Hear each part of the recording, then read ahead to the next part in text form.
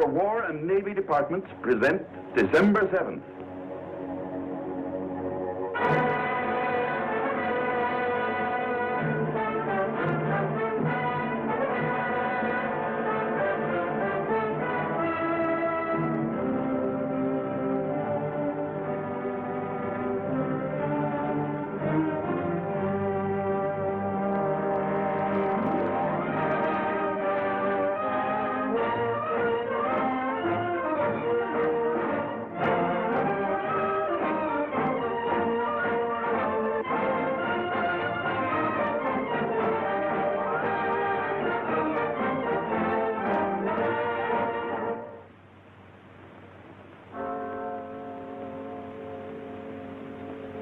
Early Sunday morning on the island of Oahu.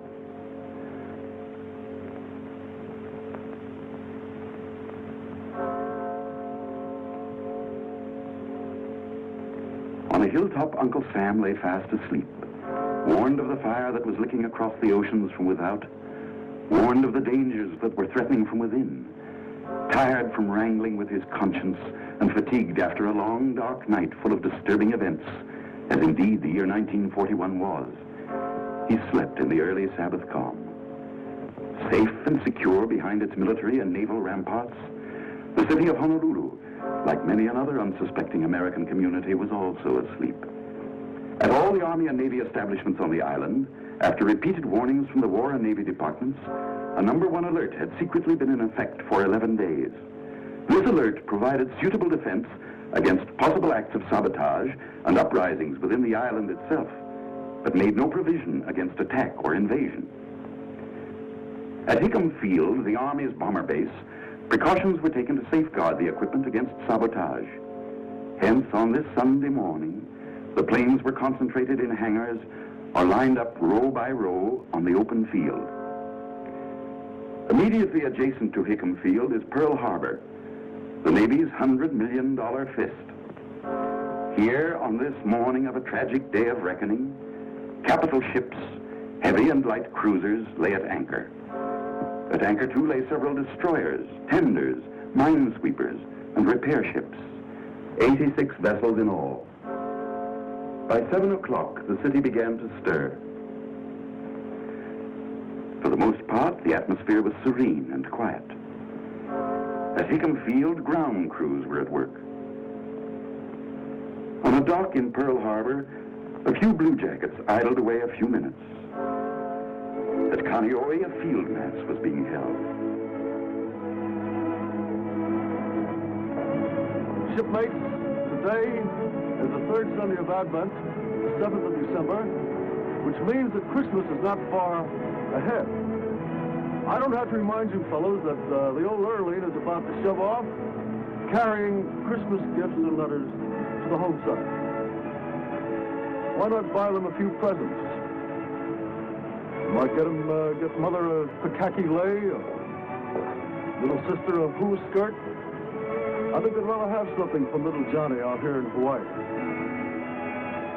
This is the time when you're going to be missed. So, send them a present for Christmas. But that letter is so important, however. Don't put that off. A few minutes past 7, an incident occurred at a temporary Army aircraft warning station. This station, as indeed the entire aircraft warning system, had officially closed at 7, but Private Joseph L. Lockhart, who had been receiving training here, was granted permission to remain at the station. While listening, he discovered something coming over the detector that alarmed him. He listened intently. Then, certain of his findings, he called the Central Information Center. An inexperienced lieutenant answered the phone. Excuse me, sir. This is Private Lockhart. I believe a large flight of planes are approaching slightly east of north of Oahu at a distance of about 130 miles. Must be our own. We're expecting some B-17s from the mainland. Thank you, sir. This incident, where it acted upon, would have given our forces brief but precious time for defense action, and may have considerably affected the events of this fateful day. Regrettably, Private Lockhart's warning went unheeded.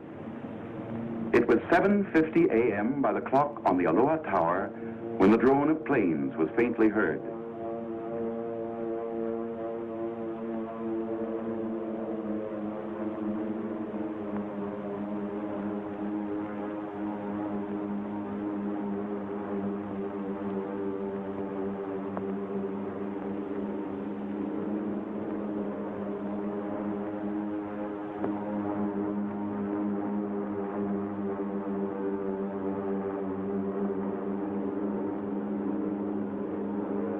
Out of the misty Pacific skies, like tiny locusts, they swarmed in from the sea.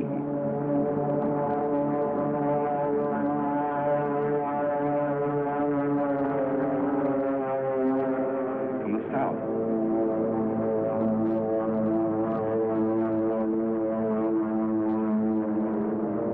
From the southeast.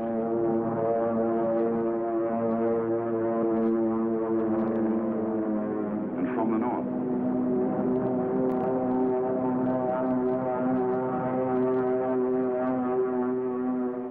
At this very moment, on a quiet Sunday afternoon in Washington, Japan's smooth-talking, grinning envoys, Nomura and Kurosu, were blandly delivering to Mr. Hull a lengthy protestation of Japan's peace intentions. Yes, at this very deceitful moment, about 200 of Japan's messengers of death swooped in over our Pacific paradise. On they came, wave after wave, boldly, fearlessly. They had little to fear.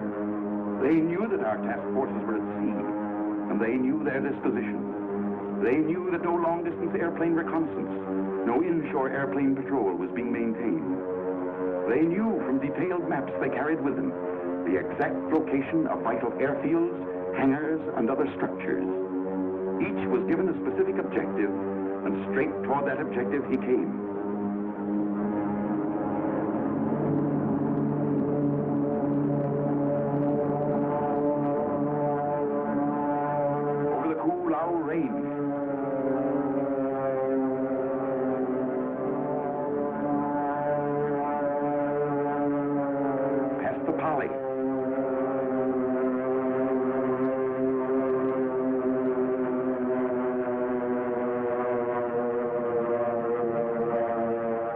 Diamond Head.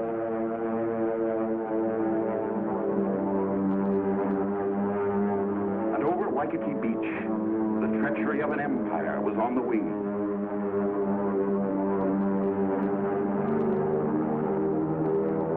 Planned for months with brilliant cunning, favored by our lack of readiness, with the sky and sea all their own, at 7:55 a.m., hell broke loose. Man-made hell. Made in Japan.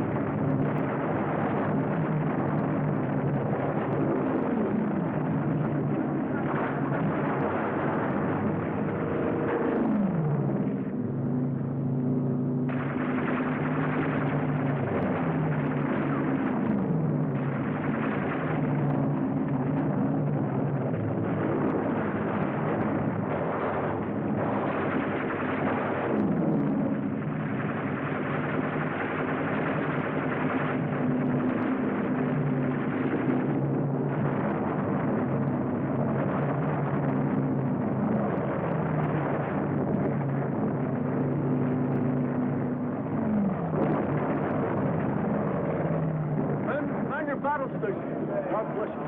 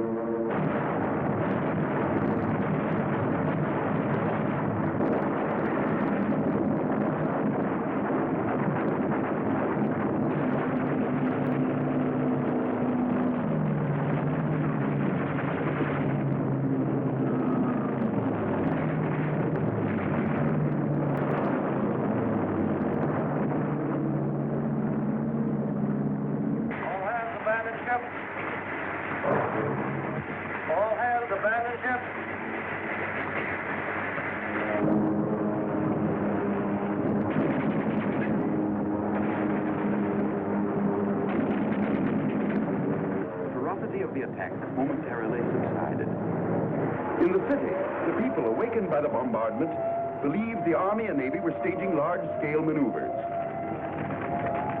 Scattered bombs, incendiaries, and machine gun fire had changed their minds.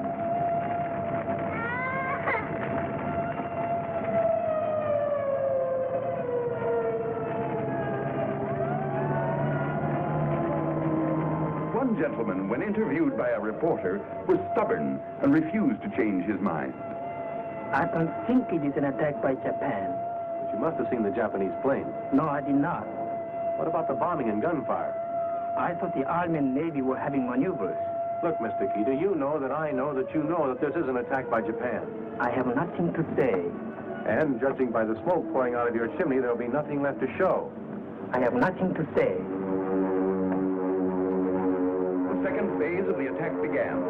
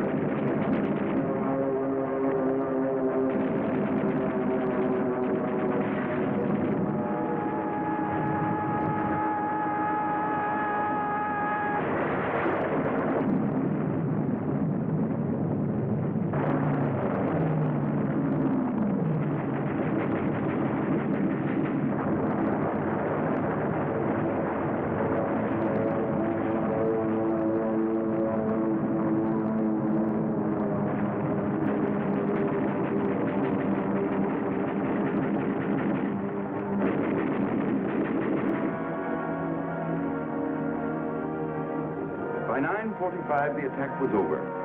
1 hour and 50 minutes of perfidy. The last wave of the invaders was beaten off.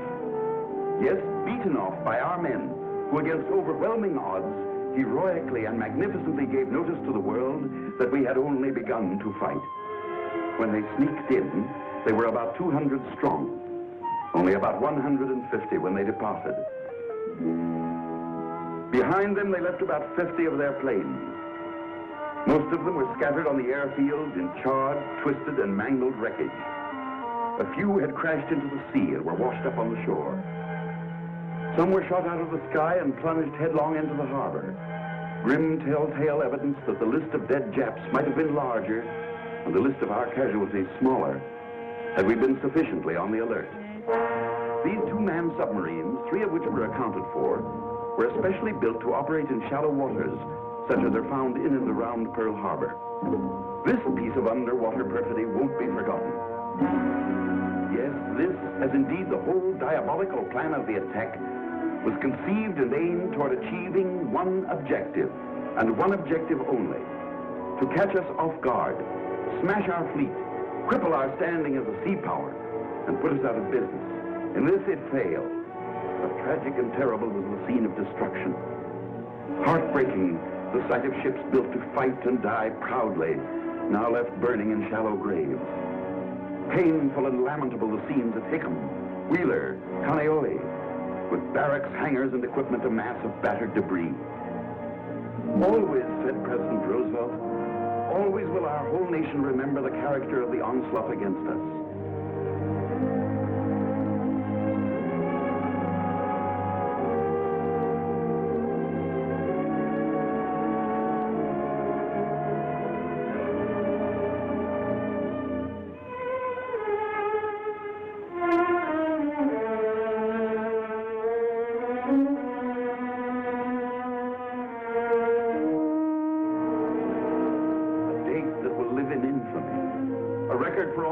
To read in amazement, in sorrow, in horror and disgust.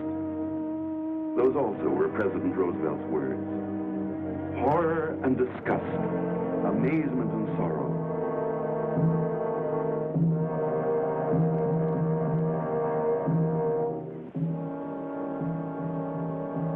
Sorrow, yes. Bitter, grievous, mortifying sorrow. For on this Sabbath day, 2,343 officers and enlisted men of our Army, Navy, and Marine Corps gave their young lives in the service of our country. Who were these young Americans? Let us pause for a few minutes at their hallowed graves and ask a few of them to make themselves known. Who are you, boys? Come on, speak up, some of you. I am Robert R. Kelly, United States Army. I came from Findlay, Ohio. My parents are Mr. and Mrs. James E. Kelly. I am Alfred Aaron Rosenthal, United States Navy. I lived in Brooklyn, New York. My parents are Mr. and Mrs. Henry L. Rosenthal. I am Theodore Stephen Zabo, United States Marine Corps. My hometown is Castalia, Iowa. Those are my parents. Mr. and Mrs. Stephen Zabo. I am Moses Anderson Allen, United States Navy. I lived on a farm in Cove, North Carolina. My mother is Mrs. Abby Allen. I am James Webster Late, United States Navy. I'm from Huntington Park, California. My folks are Mr. and Mrs. William J. Late. I am Antonio S. Tafoya, United States Army. I live just outside of Albuquerque, New Mexico. My father and mother are Mr. and Mrs. Jesus A. Tafoya. I am Lieutenant William R. Schick, United States Army Medical Corps. My home was Chicago, Illinois. My parents are Mr. and Mrs. William H. Schick. My wife's name is Lois. You have a baby now, Lieutenant. He was born 3 months after Pearl Harbor. He's named after you, Billy. And you may be pleased to know he was born on your birthday. Oh, that's swell. Thanks. But tell me one thing, Lieutenant. How does it happen that all of you sound and talk alike? We are all alike. We are all Americans.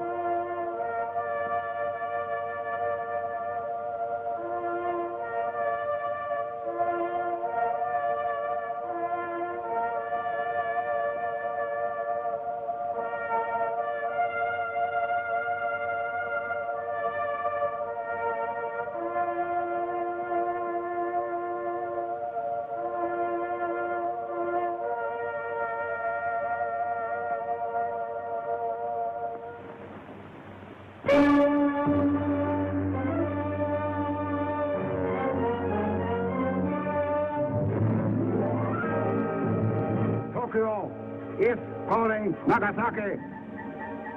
Kobe, Ataro. His Excellency Premier General Hideki Tojo will report to the nation. For many years, the democracy of the United States has threatened to enslave the life of our peace-loving nation.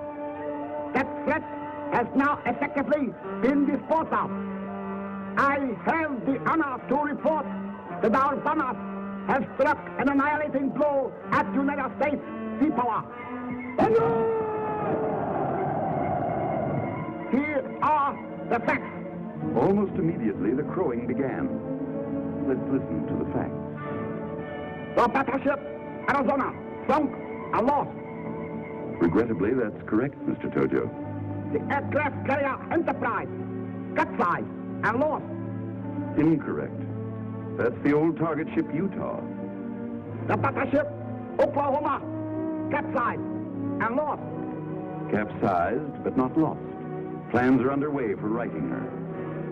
The battleship California, Nevada, and West Virginia permanently damaged beyond repair. Temporarily damaged. But just a minute, Mr. Tojo. Before you go any further with your facts, meet Captain H.N. Wallen of our Navy. He is the Bureau of Ships expert on salvage and repair. Together with hundreds of civilian technicians, machinists, welders, mechanics, engineers, many of whom were recruited from the mainland and working in complete harmony with Navy personnel, he began a 24-hour, around-the-clock job of salvage and repair that will stand forever as one of the great achievements in maritime history.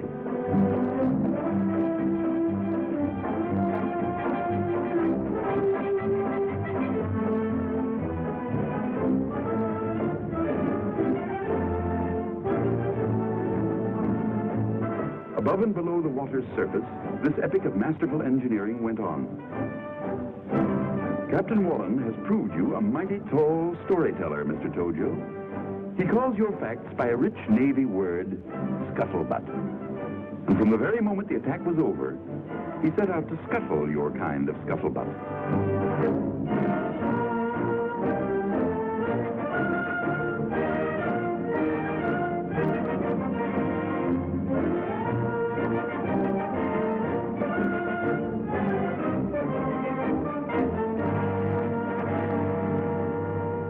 The 23-year-old California, known affectionately to our blue jackets as the prune barge, with her ugly wounds temporarily bound, was refloated and towed to dry dock. Similar attention was given to the 28-year-old Nevada and the 21-year-old West Virginia. Here in dry dock, in record-breaking time, they were overhauled and improved from stem to stern, from hull to peak. Now, dressed in their up-to-the-minute fighting garb and raring to go, these mighty warriors and their proud crews stand out to sea. Godspeed.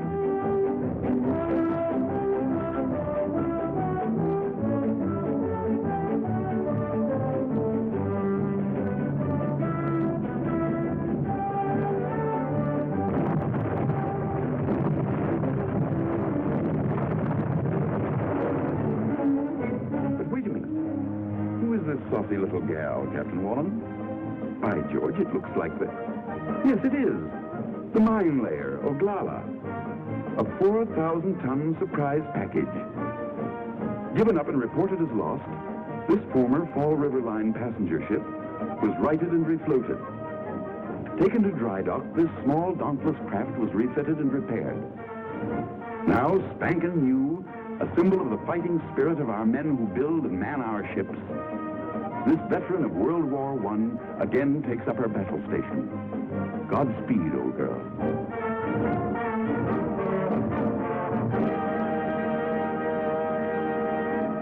So you see, Mr. Tojo, how poorly your facts stand up. Sorry to have interrupted. That which is left of the Pacific Fleet is now in disorderly flight, seeking shelter in the Panama Canal. Before you were lying. Now you're fishing. All shipping lanes between the United States mainland and Hawaii are blockaded. And now you're wishing.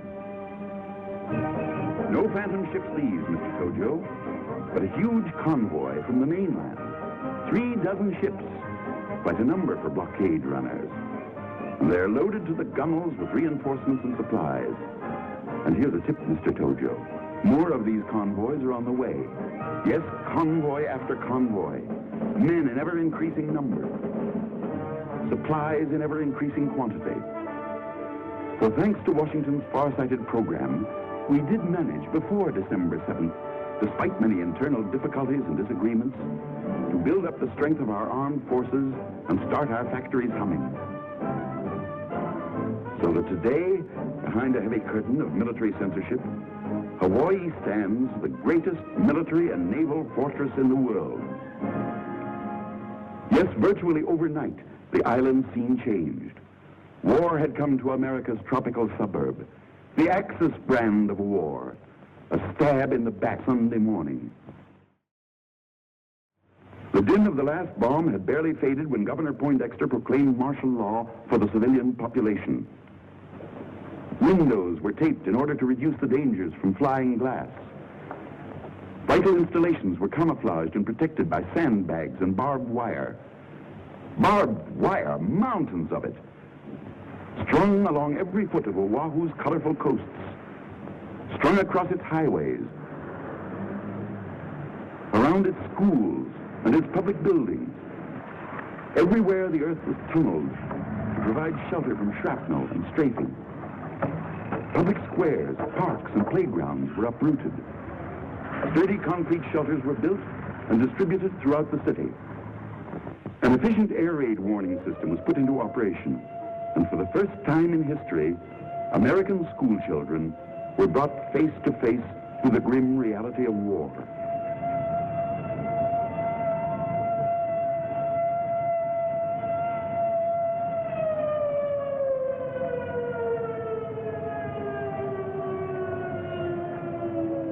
Even tiny little tots, confused and bewildered, were taught to march into zigzag trenches. How difficult to convey to them the why or wherefore of this strange game. Still more difficult to explain the need for these monstrous-looking things. But the fathers and mothers of Hawaii did. For this war is a war of survival, a people's war. Even a little people's war. Yes, your bombs, Mr. Tojo, brought many changes, and in no small measure served to further complicate the already complex life of the Japanese in Hawaii. As though to permanently erase their relationship with the homeland, they wiped out or removed every vestige of the written Japanese word. Closed are the language schools. Empty and boarded up the Shinto temples. Gone the flag of the rising sun. This young American Japanese gave the best illustration that over Hawaii, the rising sun had begun to set.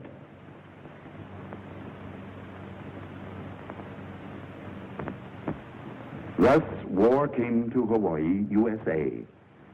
The Aloha Tower, once the symbol of welcome and hospitality, now stands clad in weird war paint. No longer do luxurious liners bring vacation-bent tourists to these once happy isles. The liners, too, have gone to war. No longer is Waikiki Beach the sun-kissed playground of the Pacific. Barbed wire has changed its face, too. Now, at twilight, the city streets are empty and deserted. Blackouts start each day promptly at dusk. Well, you may crow, Mr. Tojo. You've done a good job of stabbing in the back. You've darkened our cities. You've destroyed our property. You've spilled our blood. Our faith tells us that to all this treachery, there can be but one answer, a time-honored answer. For all they that take the sword shall perish with the sword.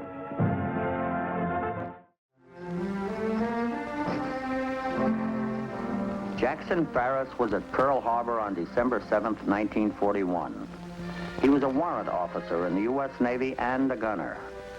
Today, a pipeline worker, he lives with his family in Southern California.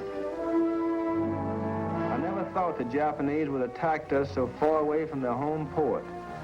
We were just a victim of circumstances. History was against us. In 1941, Juzo Mori was a petty officer in the Imperial Japanese Navy and the pilot of a Nakajima torpedo bomber. Today, he operates his own small bar in Tokyo. The attack at Pearl Harbor is mine. It belongs to me. It is my heritage, and no one can take it from me. At Pearl Harbor, the lives of Juzo Mori and Jackson Farris came together for a brief moment. Two fighting men, one American, one Japanese, relived that moment in history. I'm Jim Bishop. In June 1941, the Japanese government has been working at the conquest of Asia for 7 years. They need oil badly, but oil is to be found to the south. The Japanese do not have the strength to fight two suspicious neighbors, Russia and the United States. On June 22nd, Germany attacks the Soviet Union, and that leaves but one enemy for Japan to face, America. Japan is faced with a problem. To move ahead will be to risk war with the United States. But suppose, just suppose, that the American fleet could be destroyed at anchor. In September 1941, at Kagoshima Bay in southern Kyushu, Japanese carrier pilots begin training for a very special mission. One of the pilots in training is Juzo Mori. I have been on board the carrier Soryu for 2 months now. My experience of over 100 missions over China was never as hard as the training we are receiving now on this carrier. We fly as much as 12 hours a day. It has been exhausting work and dangerous. We have lost some pilots and planes. My torpedo squadron number 11 is Imperial Navy's best. Admiral Yamamoto said so months ago and sent us an official citation for our work. Although opposed to war with the United States, Japanese naval boss Admiral Isoroku Yamamoto is ordered to prepare for it. The Japanese battle plan includes Thailand, the Malay Peninsula, the Philippines, Singapore, and oil-rich Java. But before any of it, the U.S. fleet must be crushed at Pearl Harbor. For over a year, the attack is planned.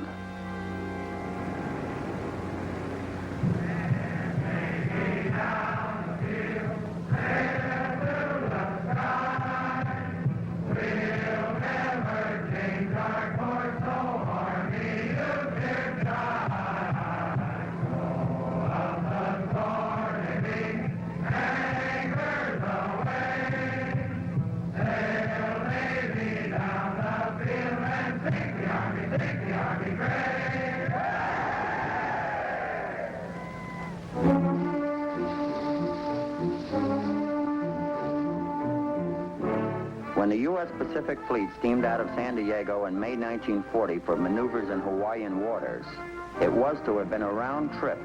But as tension mounts in the Pacific, Washington orders the fleet to remain a restraining influence on Japanese ambitions. Aboard the battleship USS California is 28-year-old warrant officer Jackson Farris. Formerly on the Mississippi, he's a gunner and a spare-time athlete. I've been aboard the California about a year, caught her in Bremerton. It's a Navy practice to transfer a man when he's promoted to warrant. We call the ship the Prune Barge. I like her. She's Vice Admiral Pye's flagship of the battle force, and we're proud of her. She's a good ship, really a good ship.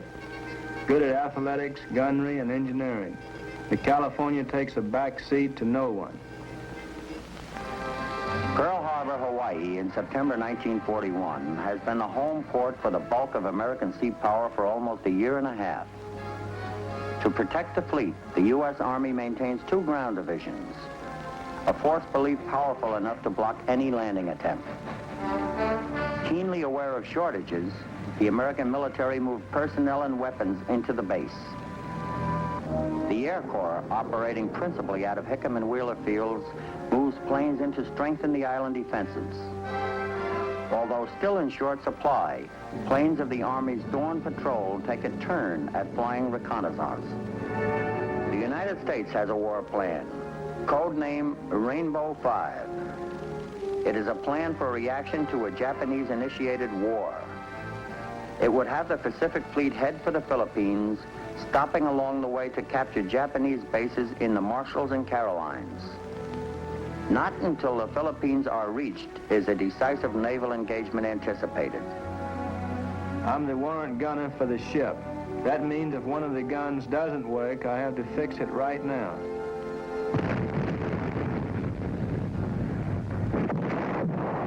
Our gunnery officer is very strict on drills. We have a lot of drills, a lot of maneuvers. We talk about the possibility of war a lot.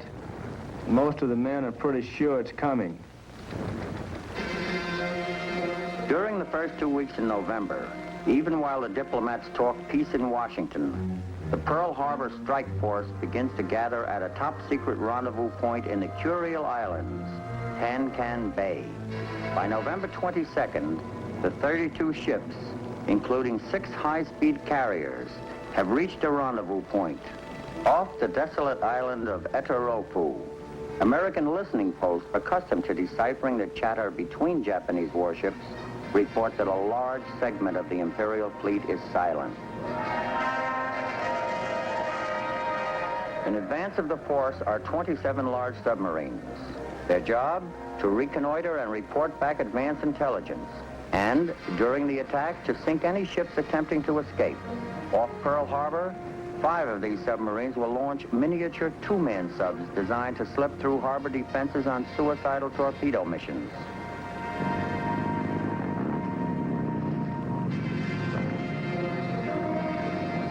Aboard the flagship Akagi, we are told we are now a task force, and our objective is Pearl Harbor.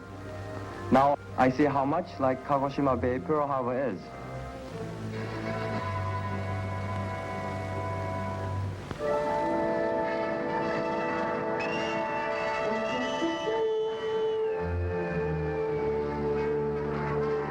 On November 26th, the same day Secretary of State Hull presents the final U.S. note to the Japanese demanding that they get out of China, the strike force leaves Tan Bay, outward bound for Pearl Harbor.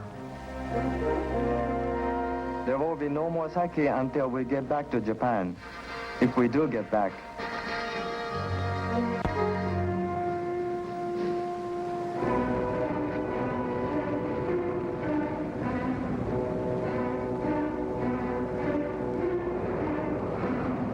The weather is very bad. The seas are high and rough. Soryu pitches so much that I feel sorry for the men on the destroyers.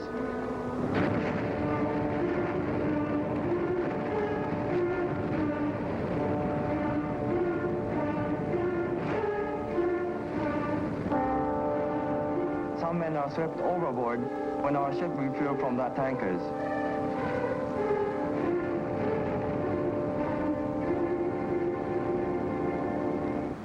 We were just supposed to be out here on a temporary basis, but it's dragged on and on. We maneuvered down to Johnson Island and out towards Midway and around, making a regular circle. It just goes on and on. Some of the admirals have gone to Washington to ask how long we'll be here, but they get the same answer: to wait.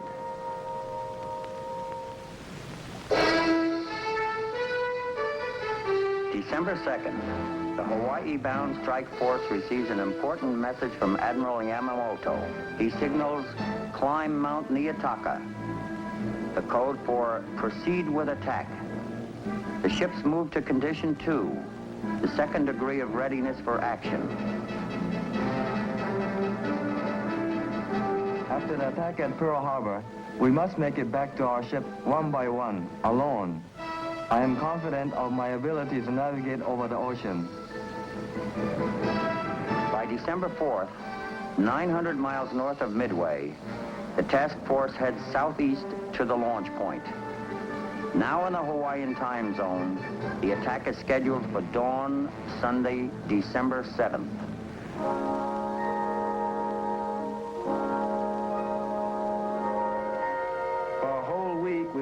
maneuvering and on firing practice. Last night, an unidentified sub was reported, but nothing else happened. Now it's Friday. Most of the men are looking forward to liberty on shore tomorrow. A lot of the men don't like it here. There's just not enough facilities here to handle all of us. Too many men for liberty, so most of the men just get daytime liberty.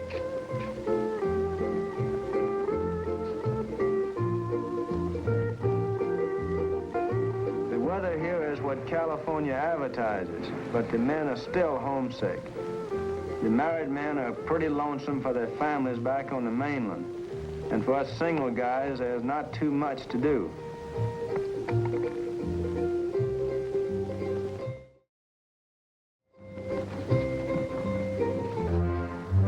The strike force is under orders to sink on sight any American, British, or Dutch ship and to board any neutral to prevent radio transmission. Heavy weather and a devious course pay off. The fleet escapes detection. Early the morning of December 7th, the Pearl Harbor strike force reaches its launch point, 275 miles north of Pearl Harbor.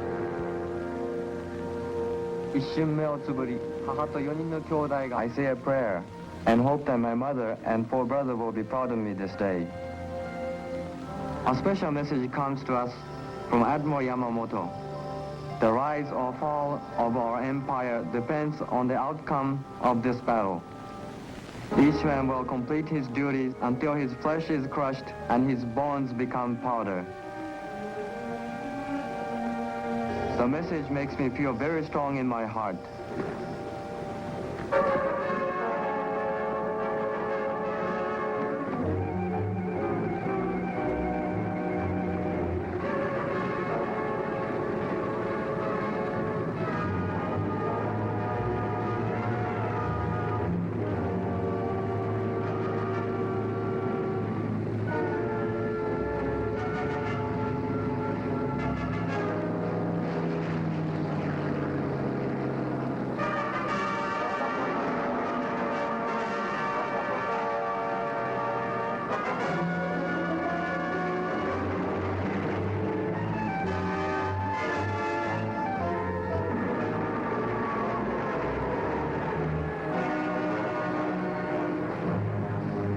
My plane ready to go.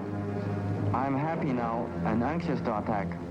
I have trained very hard for this moment. Everywhere men are cheering us and waving their caps. I am more determined to strike hard at Pearl Harbor and return to my ship a hero.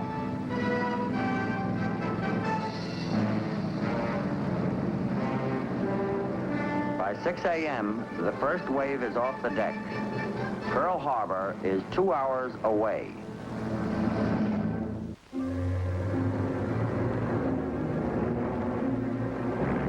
We lost sleep last night, worrying about the report that there are no enemy aircraft carriers at Pearl Harbor. If I cannot get the carrier, I intend to get the battleship. My torpedo will not be wasted.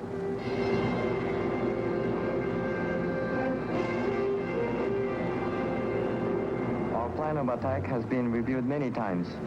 If we achieve surprise, the torpedo bombers will go in first. I become afraid. Do the Americans know we are coming? Are they waiting for us and preparing to shoot us all down?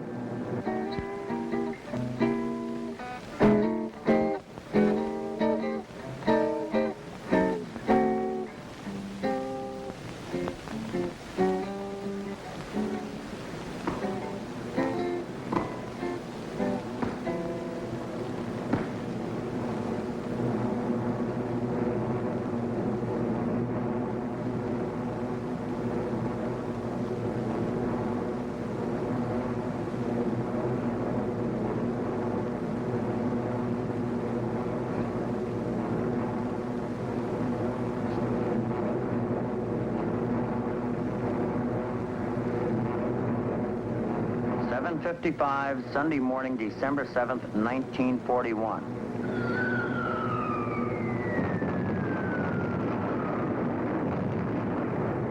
.58, A message goes out to the world. Air raid Pearl Harbor. This is no drill. Dive bombers swoop in to strafe and bomb the neatly parked planes at Hickam and Wheeler Fields, at the Navy's Kaneohe Field and the Marines' Eva Field.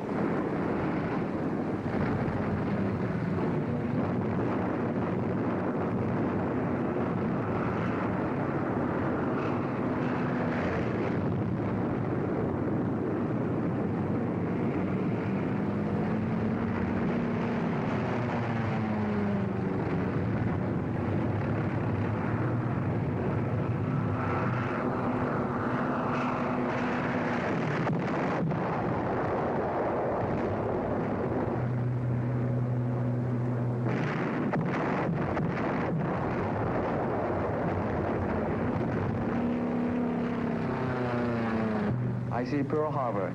It is spread out like a picture. I see explosions against the battleships, but one battleship is receiving no attention. I will get that one. It won't be easy.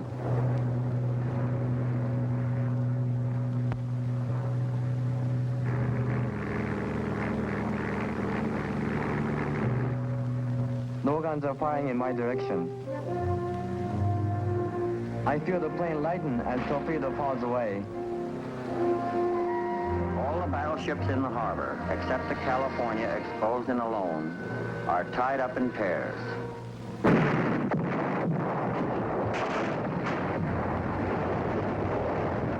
I'm knocked unconscious, and when I come to, I hear the announcement of a torpedo hit at port side frame 50. I know it's the Japanese. I don't know how I know, but I just do.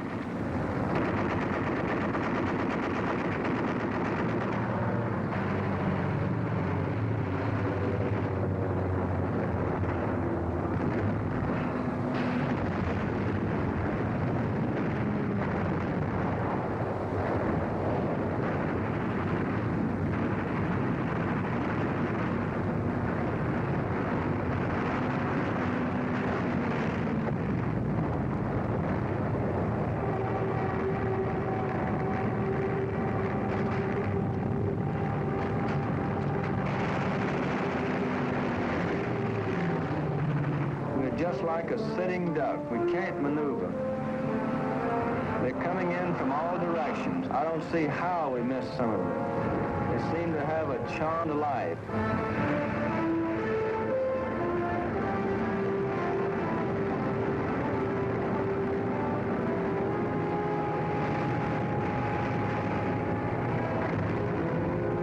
Chief calls down. Send up more ammunition. Start the 5-inch ammo up by hand. I want to move faster. My mind is clear. I act more like a mechanical man because I've been trained for these emergencies.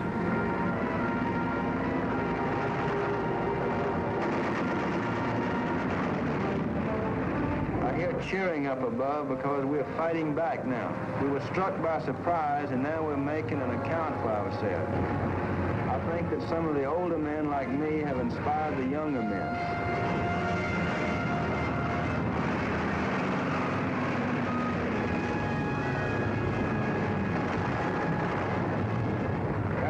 Just blew up. Next to my own ship, I have more shipmates aboard the Arizona than any other ship in the fleet. Battleship Row is a tangled mass of flaming, exploding wreckage. The bombs and torpedoes of nearly 400 planes litter the harbor with burning, sinking hulks. We are successful. Our attack is a complete success. I'm very happy. I have just hit the great battleship with my torpedo. She must have a huge hole in her side now, and is probably thinking. For a moment, I think of the men on that ship, and I am sorry for them. But then I think of the welcome on Soryu when I report I have hit the battleship. My landing gear is damaged. I am told to make a water landing.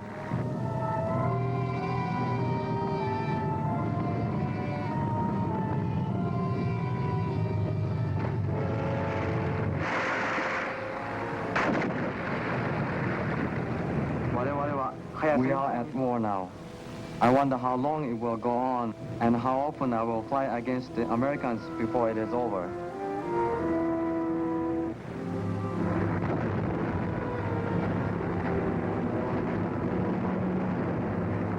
I'm being carried from the ship. I don't want to be moved. I think my back is broken and I see some in worse fix than me. I don't want to go to the hospital. This is still a safer place than the hospital right now.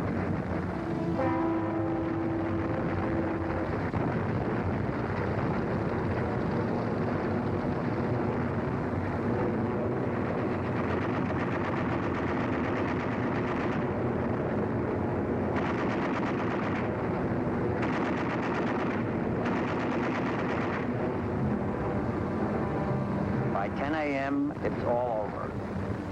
18 ships, including all 8 battleships, are sunk or badly damaged. West Virginia, hit by 6 torpedoes, sinks in the mud. Arizona, ripped by one of her own exploding magazines, takes 1,000 burning men to the bottom. Oklahoma, torpedoed 3 times, capsizes in 20 minutes. California, hit by 2 torpedoes and with 1 magazine exploded by a bomb, sinks in the mud. Maryland, shielded by the Oklahoma, survives with damage. Tennessee, bombed and showered by flaming debris from Arizona, will burn all day and all through the night. More than 2,400 Americans are dead, more than 1,100 wounded. Nearly 200 planes destroyed, 159 others damaged. Cost to the Japanese, 29 planes and 5 midget submarines. A total of 64 lives lost. Of the 40 explosions which hit the city of Honolulu, only 1 is caused by the Japanese. All the rest are the result of confused and misdirected anti-aircraft fire. In less than 2 hours, American naval power in the Pacific has been paralyzed, and the road to conquest for Japan lies open.